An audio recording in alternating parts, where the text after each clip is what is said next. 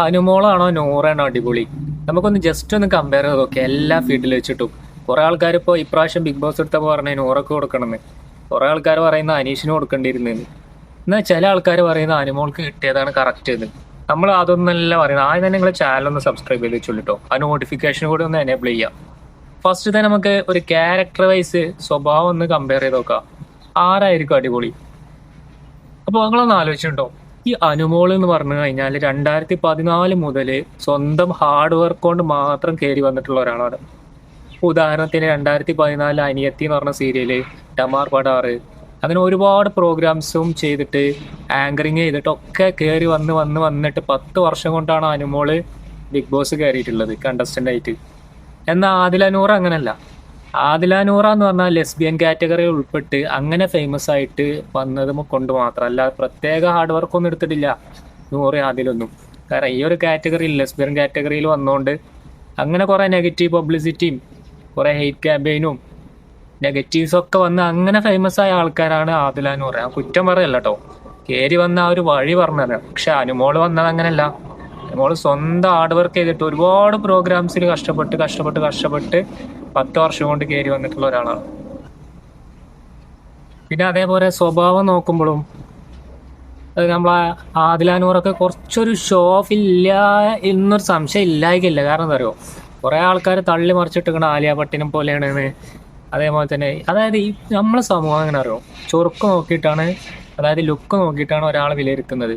വെറുതെ തള്ളി മറിച്ചിട്ടാണ് ഈ കറുപ്പിന് അഴകാണെന്നും കറുപ്പുള്ളവർക്ക് നല്ല മനസ്സ് മതിയെന്നും, അതേപോലെ തന്നെ പെണ്ണ് ഇട്ടുള്ളവർക്ക് കറുപ്പായി കഴിഞ്ഞാലും പ്രശ്നമല്ല, മനസ്സ് നോക്കിയാൽ മതി, മനസ്സ് നോക്കിയിട്ടാണ് അത് മറ്റേത് എന്നൊക്കെ വെറുതെ തള്ളി മറിച്ചിട്ട് കേട്ടോ. ഒരു കാര്യം, നമ്മളെ കേരളത്തിൽ ചൊറുക്ക് ലുക്ക് നോക്കിയിട്ട് തന്നെയാണ്.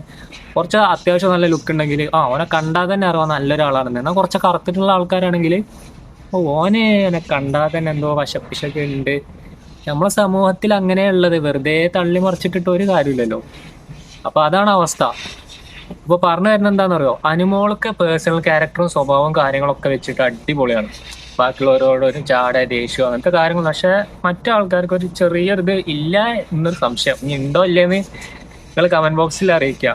അപ്പൊ പ്രത്യേകം ഒരു കഴിവ് സ്വന്തമായിട്ട് ഉണ്ടാക്കിയെടുത്ത് കയറി വന്നിട്ടുള്ള ആളാണ് അനുമോളെങ്കിൽ നൂറ അതിൽ ആ ഒരു കാറ്റഗറി കൂടെ ഫേമസ് ആയി വന്നത്. അപ്പൊ രണ്ട് മാറ്റമുണ്ട്.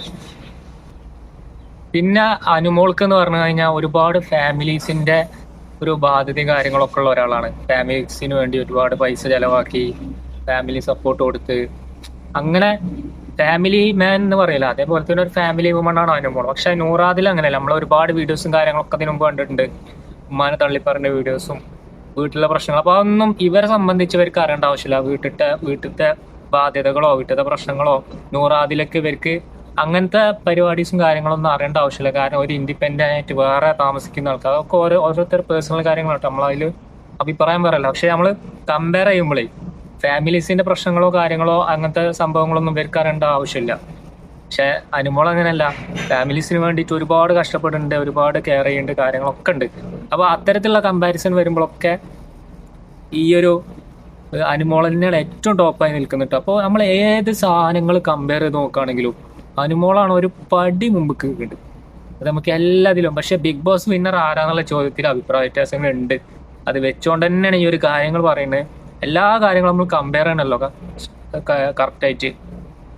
അതായത് ഈ ഒരു കാറ്റഗറിയിൽ വന്നുകൊണ്ട് മാത്രമാണ് ഓല് ബിഗ് ബോസ്ക്ക് എത്തിയതും ഫേമസ് ആയതും.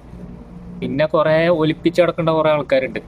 ഓൽക്ക് പിന്നെ എന്തെങ്കിലും കിട്ടിയാൽ മതി. അങ്ങനെ കുറെ ഒലിപ്പിച്ചടക്കേണ്ട ആൾക്കാരും ഈ ആദിലാനൂറിന്റെ പിന്നാലെ നടക്കുന്നുണ്ട്.